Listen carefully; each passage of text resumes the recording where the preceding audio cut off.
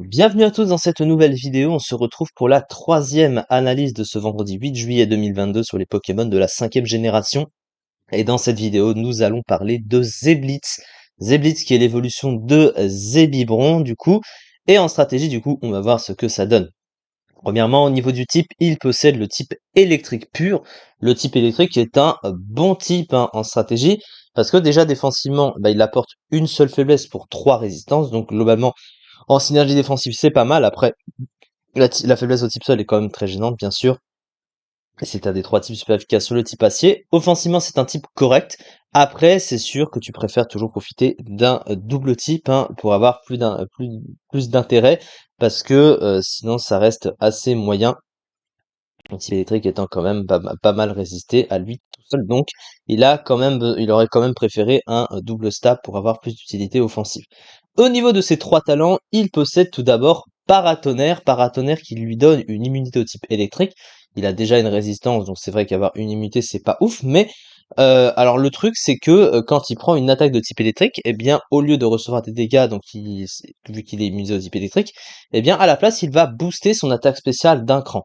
Alors, c'est utile sans être utile parce que le problème, c'est que ces stats à côté sont un peu mal foutues, hein. On va en parler juste après.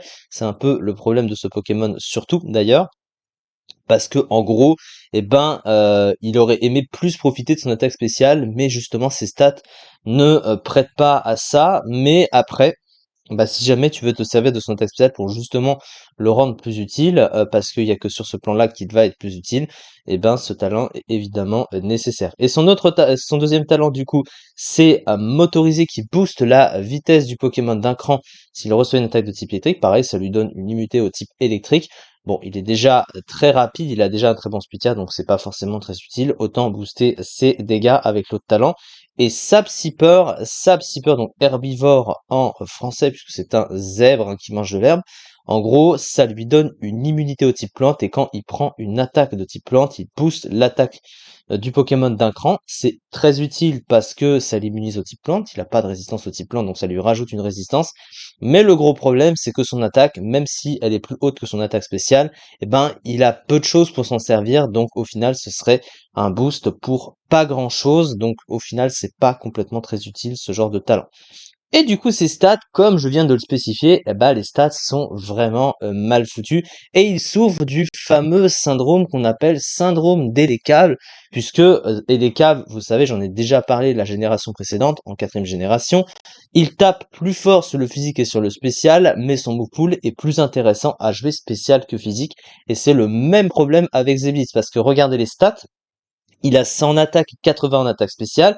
Donc son attaque spéciale 80 quand même c'est pas ouf.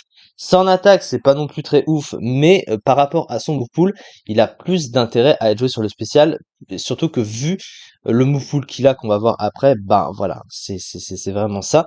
Ses défenses elles sont nulles, hein, 63 dans les défenses, 75 en PU, il a vraiment un très mauvais bulk, mais par contre son speed tier est très bon, hein, 116 en vitesse, ça c'est un bon speed tier malgré tout. Sauf que à côté, il y a peu de choses qui le rendent très utile.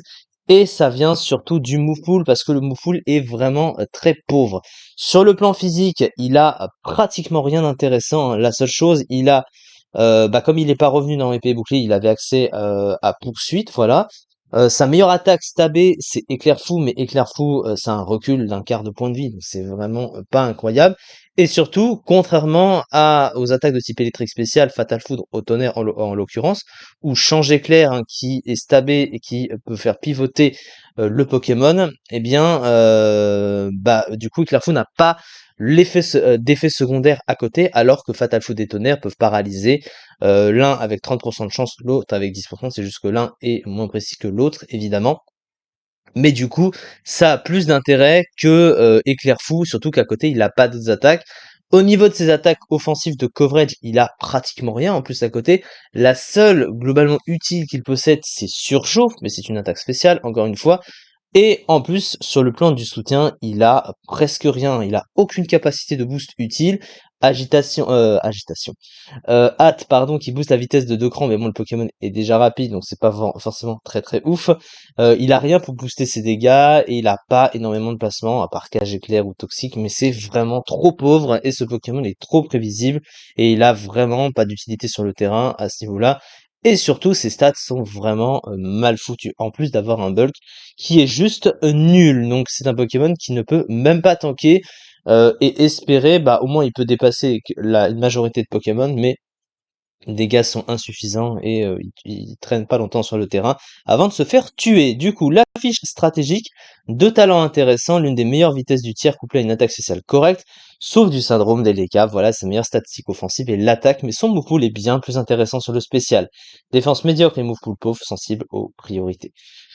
Et du coup, le Pokémon atteignait tristement ici la 129e place du ZU quand même, hein, 0,15%. C'est vraiment très mauvais, hein. Ce Pokémon est très très bas dans les tiers et c'est pas une surprise évidemment. C'est ça en tout cas pour cette vidéo et on se retrouve pour les analyses suivantes, sachant qu'il nous en reste plusieurs à faire. Voilà, donc on a du taf. Merci beaucoup de m'avoir suivi en tout cas pour cette vidéo et à très vite pour la suite.